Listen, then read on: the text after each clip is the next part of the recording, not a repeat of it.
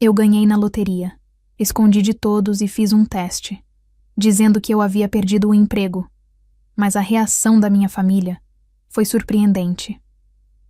O barulho da porta batendo com força ecoou pela sala, fazendo meu corpo inteiro estremecer. Nem precisei abrir os olhos para saber que era meu pai. Seus passos pesados no corredor de madeira velha eram inconfundíveis, como o trovão antes da tempestade.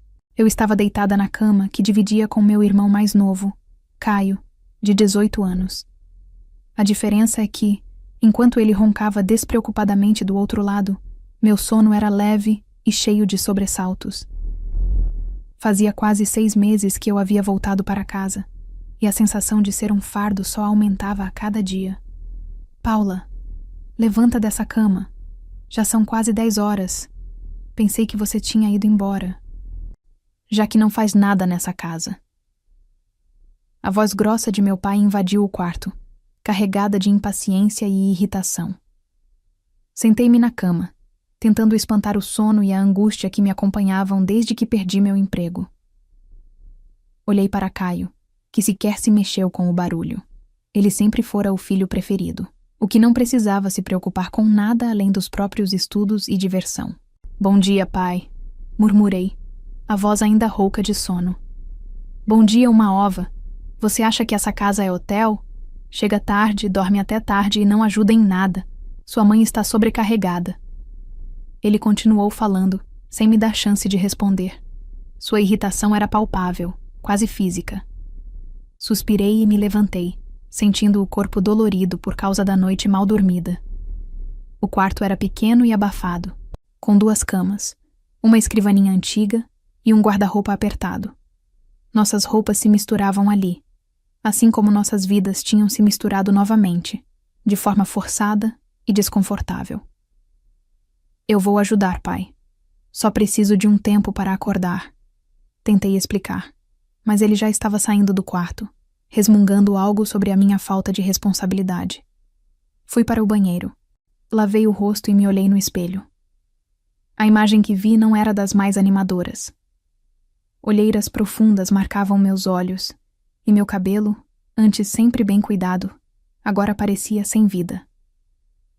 Aos 26 anos, me sentia muito mais velha e cansada do que realmente era. Na cozinha, minha mãe preparava o café da manhã em silêncio, com a expressão fechada. Meu irmão mais velho, Lucas, de 19 anos, estava sentado à mesa, mexendo no celular com fones de ouvido. Ele mal levantou os olhos quando entrei. Bom dia, falei, tentando quebrar o clima pesado. Minha mãe apenas murmurou um bom dia, sem me olhar, enquanto Lucas sequer reagiu. Sentei-me à mesa, peguei uma fatia de pão e um pouco de café. O silêncio era opressor, carregado de tensão e ressentimento. Desde que voltei para casa, na atmosfera era sempre assim. Meus pais nunca fizeram questão de esconder o quanto minha presença os incomodava. Entendo que não era o plano deles ter uma filha adulta morando de volta, ainda mais sem emprego e sem perspectivas imediatas. Mas a forma como me tratavam, como se eu fosse um estorvo, doía profundamente. Lembrei-me de como era antes, quando eu tinha meu próprio apartamento e um bom emprego. Aos fins de semana, a casa dos meus pais se enchia de alegria com os encontros familiares. Tios, primos, avós, todos reunidos, compartilhando risadas e histórias. Agora, esses encontros ainda aconteciam, mas eu me sentia uma estranha no meio da multidão, sempre evitando os olhares de reprovação e os comentários ácidos. Terminei meu café da manhã em silêncio e me ofereci para ajudar minha mãe com a louça. Ela aceitou sem dizer uma palavra, e trabalhamos juntas em um silêncio desconfortável. Apenas o barulho da água corrente e dos pratos se chocando preenchendo o vazio entre nós. Naquele dia, como em tantos outros desde que voltei, senti o peso da minha situação me esmagar. A falta de dinheiro, a dependência dos meus pais, a frieza com que me tratavam. Tudo isso me corroía por dentro, mas eu precisava ser forte. Precisava dar a volta por cima e reconquistar minha independência. O que eu não sabia era que o destino já estava preparando uma reviravolta inesperada em minha vida. Uma reviravolta que mudaria tudo, mas que também me mostraria a verdadeira face daqueles que eu pensava conhecer. Passei as semanas seguintes em uma rotina monótona e desgastante. Acordava cedo, preparava meu próprio café da manhã e saía para procurar emprego. Entregava currículos, participava de entrevistas, mas nada parecia dar certo. A cada não que recebia, a esperança diminuía um pouco mais e a pressão em casa só aumentava. Meus pais não perdiam uma oportunidade de me lembrar do quanto eu estava atrasada na vida. Sua prima, com a sua idade, já tinha casa própria. Dizia minha mãe, com um tom de desaprovação. Você precisa se esforçar mais, Paula, repetia meu pai, como se eu não estivesse fazendo exatamente isso. Caio e Lucas, meus irmãos, agiam como se eu fosse invisível. Quando não estavam na faculdade, passavam o tempo jogando videogame ou saindo com os amigos. Não me dirigiam a palavra, a não ser para pedir algo ou reclamar de alguma coisa que eu tivesse feito. Em um dia particularmente difícil, depois de mais uma entrevista frustrada, passei em frente a uma casa lotérica. Lembrei-me de que tinha alguns trocados na bolsa, o suficiente para um bilhete. Nunca fui de jogar, mas naquele momento senti um impulso. Por que não? Pensei. Pior do que está não pode ficar. Entrei, escolhi alguns números aleatórios e comprei o bilhete. Guardei-o na carteira e segui para casa, sem dar muita importância ao que tinha acabado de fazer. A vida continuou em seu ritmo lento e doloroso. Uma semana depois, eu estava no meu quarto, navegando sem rumo na internet, quando me lembrei do bilhete de loteria. Resolvi conferir os números, mais por curiosidade do que por esperança. Abri o site da loteria, peguei o bilhete e comecei a comparar os números. Meu coração começou a bater mais forte a cada número que coincidia. 1, 2, 3, 4, 5. Todos os 6 números. Eu não conseguia acreditar. Conferi de novo. E de novo. E de novo. As lágrimas começaram a escorrer pelo meu rosto. Uma mistura de choque, incredulidade e alívio. Eu tinha ganhado. Alguns milhões. O suficiente para mudar minha vida para sempre. Fiquei ali, sentada na cama, olhando para o bilhete, tremendo. Minha primeira reação foi querer gritar, contar para todo mundo. Mas algo me deteve. Um pensamento sombrio e calculista surgiu em minha mente. E se eu não contasse a ninguém? E se eu usasse essa oportunidade para descobrir o que as pessoas realmente pensavam de mim? Decidi fazer um teste. Um teste cruel, talvez, mas necessário. Esperei o próximo encontro da família, que aconteceria no fim de semana seguinte. Seria o aniversário do meu avô, e a casa estaria cheia, como de costume. No dia da festa, me arrumei com uma roupa simples e um sorriso forçado no rosto. A casa já estava cheia de parentes, todos conversando e rindo. Ninguém parecia notar minha presença, a não ser para me lançar um olhar de pena ou de desdém. Em um momento em que todos estavam reunidos na sala, respirei fundo e comecei meu teatro. Gente, preciso da atenção de vocês por 1 minuto, falei com a voz embargada. Todos se calaram e se viraram para mim. Eu fui demitida, anunciei, deixando as lágrimas falsas escorrerem pelo meu rosto. Não sei o que fazer. Estou sem dinheiro, sem perspectivas. Preciso de ajuda. Um silêncio constrangedor se espalhou pela sala. As pessoas se olhavam, desconfortáveis. Ninguém disse uma palavra. Ninguém me ofereceu ajuda. Vi a indiferença nos olhos dos meus tios, a pena disfarçada de preocupação no rosto da minha avó. Meus pais apenas balançaram a cabeça, como se já esperassem por isso. Foi a gota d'água. Naquela noite, quando todos foram embora, meus pais me chamaram para uma conversa.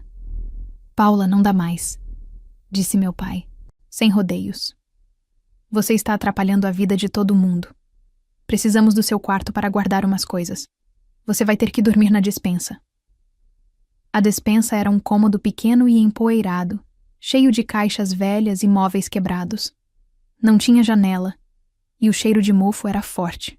Mas eu não discuti, apenas assenti, peguei minhas coisas e me mudei para o meu novo quarto. Enquanto me deitava em um colchão velho e empoeirado, em meio à bagunça e à sujeira, eu não sentia tristeza. Sentia raiva. Uma raiva fria e calculista. Eles tinham me mostrado quem realmente eram. Agora, era a minha vez de mostrar a eles quem eu era. O zumbido insistente do celular vibrando no chão de cimento tirou-me do torpor. Eu estava encolhida no colchão fino, o cheiro de poeira e mofo, impregnado em minhas narinas, e por um momento pensei em ignorar. Provavelmente era mais uma ligação de cobrança ou um e-mail de rejeição de emprego. Meus dias no depósito tinham se tornado um borrão de desespero silencioso e planejamento frio. Eu passava as horas acordada deitada no escuro, repassando na minha mente o rosto de cada um dos meus familiares no dia em que anunciei minha falsa desgraça. A indiferença deles alimentava a chama gelada que crescia dentro de mim. Com um suspiro cansado, estiquei o braço e peguei o aparelho. Um número desconhecido. Hesitei, mas a curiosidade foi mais forte. Alô? Atendi, a voz saindo mais fraca do que eu pretendia. Alô, Paula. É a Marina, sua prima. A voz do outro lado era suave e um pouco tímida. Levei um segundo para reconhecê-la. Marina e eu não éramos próximas. Nos víamos apenas nos encontros de família, mas sempre trocávamos sorrisos cordiais. Ela era alguns anos mais nova, uma garota doce que a vida tinha tratado com dureza. Marina? Oi, tudo bem? Perguntei, sentando-me no colchão, a surpresa quebrando um pouco da minha apatia. Tudo... quer dizer, mais ou menos. Paula, me desculpa te ligar assim do nada. Minha mãe me contou sobre o seu emprego. Eu sinto muito mesmo. A sinceridade na voz dela era palpável. Foi a primeira pessoa a dizer que sentia muito e realmente parecer sentir. Fiquei em silêncio por um instante, o roteiro do meu teste se desenrolando na minha cabeça. Ah, sim, as coisas estão complicadas, murmurei, mantendo o personagem. Eu imagino. Olha, eu sei que a gente não é muito próxima, mas eu fiquei muito preocupada.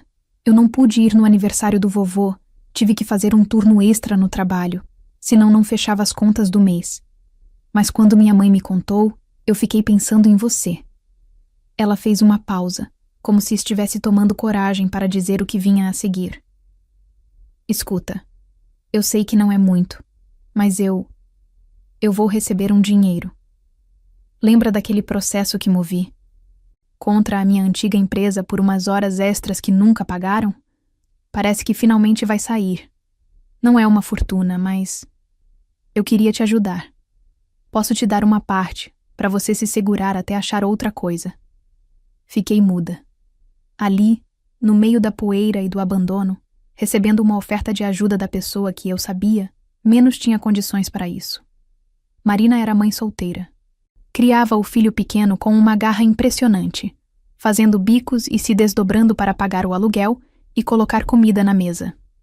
O pai do menino sumiu no mundo assim que soube da gravidez, quando ela tinha apenas 18 anos. E agora, ela, que contava cada centavo, estava me oferecendo uma parte do dinheiro que ela tanto precisava. Uma onda de emoção que eu não sentia há muito tempo me atingiu. Não era pena, não era raiva. Era calor. Um calor que começou no meu peito e se espalhou, desfazendo os nós de amargura que tinham se formado em minha alma. As lágrimas que vieram aos meus olhos desta vez não eram falsas. Eram lágrimas de genuína gratidão e de vergonha por quase ter colocado todos no mesmo barco. Marina, comecei, a voz embargada. Eu não sei nem o que dizer. Não precisa dizer nada. A gente é família, né? É para isso que servimos. Aquelas palavras, a gente é família, ditas por ela, tinham um peso e um significado que eu jamais senti vindo dos meus pais ou irmãos. Um sorriso, o primeiro sorriso verdadeiro em semanas, brotou em meus lábios. Eu tinha a minha resposta. O teste estava completo, e o resultado era mais claro do que eu poderia imaginar. Havia podridão, sim, mas também havia pureza. Marina, eu agradeço, de todo o meu coração. Mas não se preocupe comigo. Eu consegui resolver a minha situação. Falei, com uma nova firmeza na voz. Resolveu? Que bom. Fico tão feliz por você. A alegria em sua voz era contagiante e pura. Mas tem certeza? Se precisar de qualquer coisa, tenho certeza. Mas eu gostaria muito de te ver. Podemos tomar um café amanhã? Eu pago. Claro. Seria ótimo colocar o papo em dia. Marcamos de nos encontrar em uma cafeteria simples no dia seguinte. Naquela noite, eu mal dormi, mas não era por angústia. Era por ansiedade. Pela primeira vez em muito tempo, eu tinha algo bom para esperar. No dia seguinte, cheguei um pouco mais cedo e a esperei. Ela chegou pontualmente, com um sorriso cansado, mas gentil, e o filho pequeno pela mão. Era um garotinho lindo, de olhos vivos e curiosos. Sentamos, pedimos nossos cafés e eu pedi um bolo de chocolate para o menino, que abriu um sorriso de orelha a orelha. Conversamos por um tempo sobre banalidades, sobre o trabalho dela, sobre o filho. Então, respirei fundo. Era a hora. Marina, eu não te chamei aqui só para tomar um café. Eu preciso te contar uma coisa. Comecei. Ela me olhou com atenção. A história sobre eu ter sido demitida não é verdade. Ela franziu a testa, confusa. Como assim? Então, eu contei tudo. Contei sobre o bilhete de loteria, sobre o prêmio milionário. Contei sobre o silêncio na sala de estar, sobre o desprezo dos meus pais, sobre o quarto de depósito. Contei sobre o teste que fiz e como ela, sem saber, era a única pessoa que tinha passado. Enquanto eu falava, os olhos dela se arregalavam cada vez mais. Ela olhava de mim para o filho, que comia seu bolo alheio à conversa de adultos, e de volta para mim. Quando terminei, ela estava sem palavras, com lágrimas silenciosas escorrendo por seu rosto. Eu não acredito, ela sussurrou. Pois acredite. E acredite também quando eu digo que a sua oferta de ajuda, mesmo sem ter quase nada, foi a coisa mais valiosa que eu recebi na minha vida. Peguei a mão dela sobre a mesa. Por isso, eu quero fazer por você o que ninguém nunca fez. Eu vou comprar uma casa para você e para o seu filho. Um lugar seguro, que seja de vocês. E vou criar um fundo para pagar todos os estudos dele, da escola até a faculdade. Marina desabou a chorar. Um choro de alívio, de choque, de felicidade. Ela tentava falar, mas as palavras não saíam. Apenas me abraçou forte, ali mesmo, no meio da cafeteria. Eu a abracei de volta, sentindo um peso enorme sair dos meus ombros. Eu não estava mais sozinha. Eu tinha encontrado a minha verdadeira família. O som da chave girando na fechadura da minha própria casa foi a melodia mais doce que eu já ouvi. Coloquei a última caixa no chão do imenso hall de entrada e me respirei fundo, sentindo o cheiro de tinta fresca e de recomeço. A casa era grande, muito maior do que eu precisava, com um jardim florido e uma piscina que brilhava sob o sol da tarde. Eu havia passado a última semana organizando a mudança, tanto a minha quanto a da minha prima Marina, e pela primeira vez em meses, um sentimento de paz verdadeira me preenchia.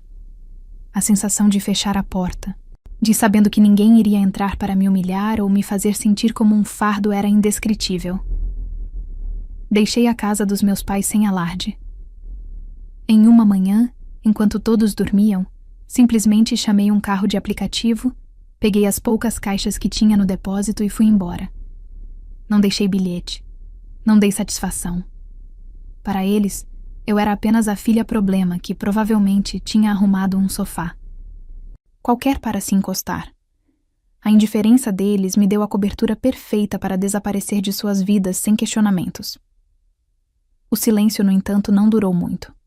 Cerca de 2 semanas depois, meu celular começou a tocar incessantemente. Primeiro foi minha mãe, depois meu pai.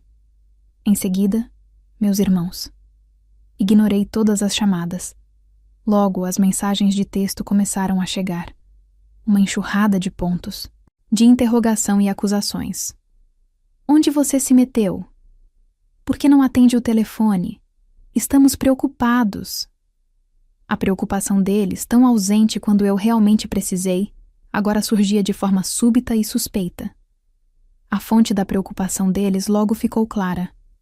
Um tio distante que trabalhava em um cartório viu os registros da compra da minha casa e da casa que comprei para Marina.